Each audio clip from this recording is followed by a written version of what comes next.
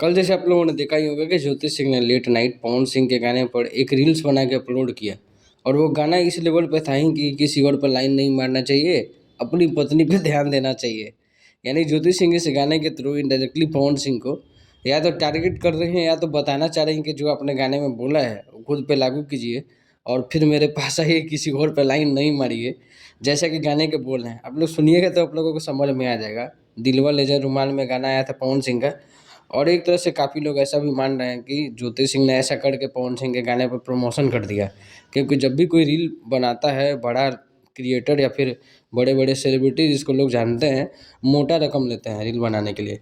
लेकिन खैर ज्योति सिंह पवन सिंह की वाइफ है तो उन्होंने रील बनाया और इस गाने के थ्रू अपने मन के जज्बात को भी बोल दिया पवन सिंह को, और साथ में रील भी बन गई। साथ में देखना होगा दोस्तों कि ज्योति सिंह इस वीडियो में काफ़ी ज़्यादा खूबसूरत दिख रही हैं। मतलब बड़ी बड़ी एक्ट्रेस का अगर कंपैरिजन कर लो तो जिस तरह का इनका पूरा मतलब फ्लुएंट वीडियो था और जिस तरह का इनका कॉन्फिडेंस दिख रहा था, जिस तरह से जितनी सुंदर दिख रही थी ये, पवन सिंह को अफसोस होना चाहिए। खैर ये मेरी अपनी राय है, आप अपनी राय जरूर दीजिएगा। मिलते हैं अगले